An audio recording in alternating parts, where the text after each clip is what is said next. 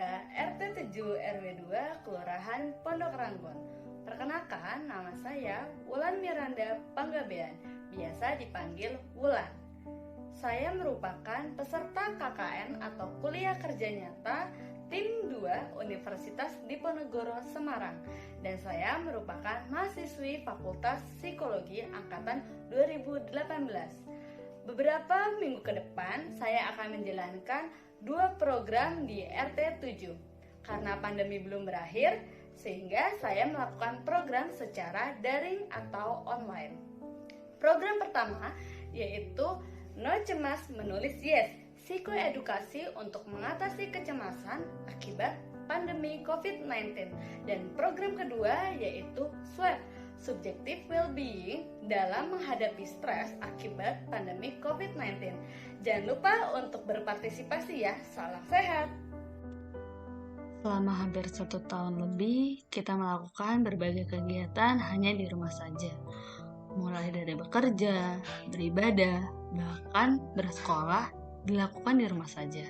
Nah, selama di rumah saja, apakah Bapak dan Ibu pernah memikirkan hal-hal yang bersifat negatif terjadi dalam hidup Bapak Ibu? Misalnya, aduh, jangan-jangan anak saya sudah terkena virus corona nih, atau keluarga saya sudah terkena virus corona nih. Kemudian bisa juga berpikir bahwa, wah, anak saya bisa nggak ya jadi pintar walaupun belajarnya hanya dari rumah dan secara online. Nah, sebagai anak juga bisa berpikir hal-hal yang negatif seperti, kok teman-teman yang lain sudah bisa berbisnis ya? Atau, aduh, pandemi ini kapan sih berakhir? Aku kan pengen kumpul-kumpul sama teman-teman yang lain, udah kangen nih. Pikiran-pikiran negatif ini termasuk dalam bentuk atau contoh kecemasan loh. Bahasa gaulnya atau dikenal oleh anak zaman sekarang itu overthinking. Sebenarnya apa sih kecemasan itu? Kecemasan merupakan kondisi yang wajar atau umum dari perasaan takut, khawatir, maupun tidak nyaman karena adanya situasi-situasi menekan dalam hidup seseorang. Hal ini karena seseorang merasa tidak ada kepastian di masa depan atau hari-hari selanjutnya, dan memikirkan hal-hal yang tidak menyenangkan akan terjadi dalam hidupnya. Namun, kecemasan ini bisa menjadi tidak wajar saat sudah berlebihan. Kapan sih dikatakan berlebihan? Dikatakan berlebihan di saat pikiran-pikiran negatif itu terus-menerus kita pikirkan dan mengganggu kegiatan sehari-hari kita. Jadi, sebenarnya kecemasan ini wajar ya untuk kita rasakan, tetapi memang mempunyai batasan dan hanya diri kita yang mampu mengontrolnya, bukan orang lain. Lalu, ciri-ciri kecemasan yang dialami oleh seseorang itu seperti apa ya tanda-tandanya? Nah, di sini saya akan menjelaskan 3 ciri dari kecemasan. Pertama, ada ciri fisik. Kedua, ciri perilaku atau behavior. Dan yang terakhir, ciri pikiran atau kognitif. Yuk kita simak. Ciri pertama yaitu ciri fisik.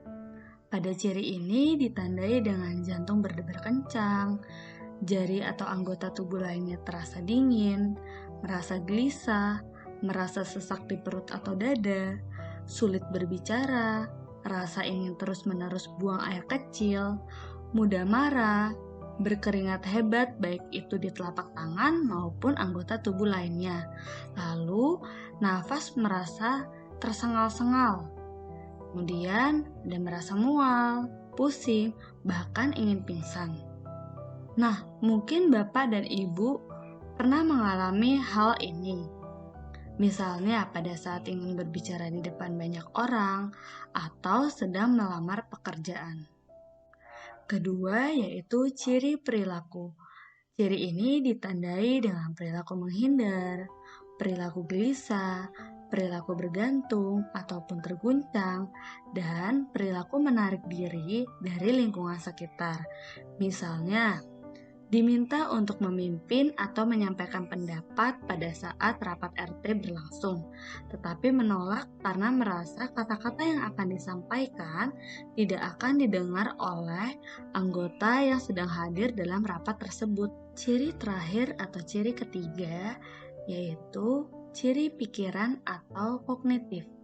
Pada ciri ini ditandai dengan perasaan khawatir akan masa depan atau hari-hari selanjutnya, lalu merasa takut dengan hal-hal yang ada, memikirkan hal-hal buruk secara terus-menerus, sehingga sulit untuk berkonsentrasi atau fokus. Lalu, kreativitas juga menurun, didukung pula dengan produktivitas juga menurun. Nah, pikiran juga bercampur aduk, bahkan memikirkan bahwa semua hal itu tidak ada jalan keluarnya, sehingga tidak dapat diatasi. Misalnya, karena situasi pandemi ini masih berlangsung, dan tidak dapat berjualan atau menjalankan bisnis lagi, jadinya tidak dapat pemasukan dan tidak ada pemasukan. Padahal, kita bisa mencari alternatif untuk barang-barang yang akan dijual maupun bisa beralih ke jualan secara online. Selanjutnya, apa sih penyebab yang membuat orang menjadi merasa cemas? Nah, penyebabnya ada berbagai macam loh. Kita simak yuk. Selanjutnya, apa penyebab pertama? Yaitu secara biologis atau genetika. Kecemasan ini bisa terjadi karena adanya peran genetik atau keturunan. Misalnya, dulu ibunya mempunyai tingkat rasa cemas yang tinggi, maka kemungkinan besar anak akan mudah untuk merasa cemas. Penyebab kedua karena faktor lingkungan. Lingkungan ini sangat mempengaruhi orang untuk merasa cemas. Hal ini dapat dilihat dari adanya peristiwa yang mengancam dalam hidup seseorang, lalu adanya kejadian-kejadian yang membuat seseorang itu menjadi trauma, maupun kurangnya dukungan sosial. Nah, dukungan sosial ini seharusnya bisa didapatkan dari keluarga, teman, bahkan tetangga. Pada situasi pandemi seperti ini, dukungan sosial sangat perlu untuk orang-orang di sekitar kita. Misalnya, menanyakan kabar melalui WhatsApp. Dan apabila tetangga kita sakit, kita dapat menghibur dengan kata-kata positif seperti "Semangat ya, semoga lekas sembuh." Penyebab ketiga yaitu perilaku atau behavior. Apabila melakukan hal-hal yang berlawanan dari hati nurani atau keyakinan kita, maka bisa membuat kita menjadi cemas. Atau mempunyai riwayat penyakit dan tiba-tiba gejala dari penyakit terdahulu muncul kembali sehingga membuat kita merasa cemas. Penyebab terakhir yaitu karena pikiran atau kognitif. Secara terus-menerus memikirkan hal-hal negatif atau buruk yang akan menimpa kehidupan yang sedang dijalani, sehingga dapat membuat munculnya rasa cemas. Kecemasan juga dapat dikategorikan menjadi 4 bagian. Pertama, kecemasan ringan. Pada seseorang yang masuk kategori ini, ketegangan yang dialami dari rasa cemas dalam kehidupan sehari-hari membuat seseorang akan waspada, berlapang dada, mempunyai persepsi yang luas, dapat memotivasi, memecahkan permasalahan yang dialami, bahkan menumbuhkan kreativitas. Kedua, kecemasan sedang. Pada seseorang yang masuk kategori ini, akan memfokuskan pikiran yang ada, persepsi sudah mulai menyempit, tetapi arahan ataupun nasihat dari orang lain masih dapat didengarkan bahkan dilakukan. Ketiga, kecemasan berat. Pada tingkatan ini, seseorang yang mempunyai persepsi akan sangat sempit, lalu pusat perhatian sudah menjadi lebih spesifik, sehingga tidak dapat berpikir hal-hal yang lainnya. Nah, orang dengan kecemasan berat ini sangat perlu untuk mendapat arahan dari orang lain, supaya tidak terus-menerus merasa cemas. Dan yang terakhir, kecemasan sangat berat. Pada tingkatan ini, seseorang sudah mulai kehilangan kontrol atau kendali diri, tidak mampu melakukan apapun dengan arahan dari orang lain, Bahkan pikiran menjadi tidak berfungsi secara efektif ataupun irasional. Lalu sekarang pertanyaannya, pada masa pandemi seperti ini, bagaimana ya cara kita supaya bisa mengurangi rasa cemas yang ada? Nah, saya mempunyai cara yang bisa dilakukan oleh Bapak Ibu sekalian, yaitu dengan expressive writing therapy atau terapi menulis ekspresi. Di sini saya akan memberikan contohnya ya. Jadi, ini hampir sama seperti menulis buku harian atau diary. Tetapi bedanya bisa dikerjakan tidak hanya di selembar kertas atau buku, bisa juga dikerjakan di handphone. Caranya adalah Bapak dan Ibu bisa menuliskan pengalaman buruk atau pikiran-pikiran negatif yang terjadi pada hari ini. Nah, pengalaman ini harus diceritakan ya, dan jangan lupa pula untuk menuliskan perasaan yang dialami pada saat pengalaman itu berlangsung. Misalnya merasa sangat sedih, merasa marah, merasa bingung. Setelah itu, tuliskan apa yang Bapak dan Ibu lakukan saat pengalaman atau pikiran negatif itu terjadi.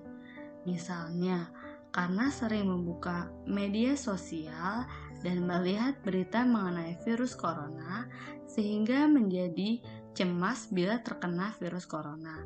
Maka yang dilakukan adalah dengan mengurangi membuka media sosial dan mulai dengan pola hidup sehat seperti makan makanan sehat, berolahraga, melakukan kegiatan yang produktif, dan sebagainya. Selanjutnya, tuliskan harapan atau pemikiran positif Bapak dan Ibu ke depannya.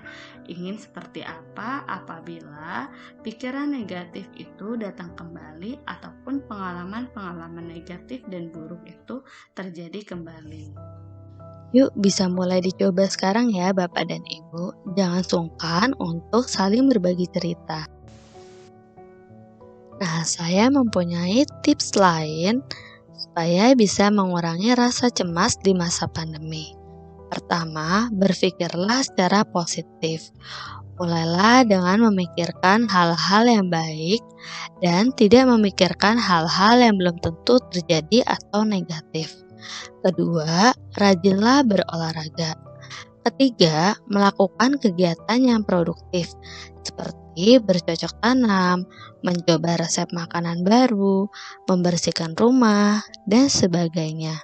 Keempat, mengurangi penggunaan media sosial dan mulailah bijak dalam memilih berita-berita yang ada. Kelima, mengatur emosi.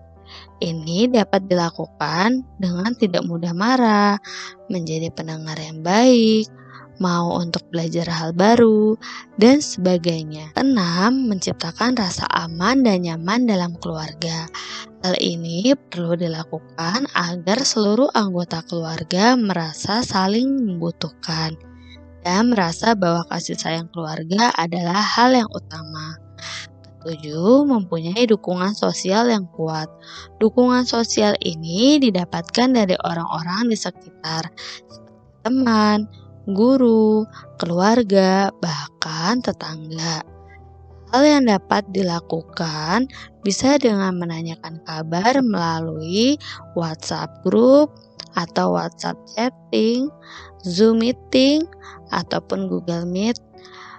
Lalu memberikan semangat bila ada yang sakit, memberikan rasa simpati bila ada orang yang meninggal.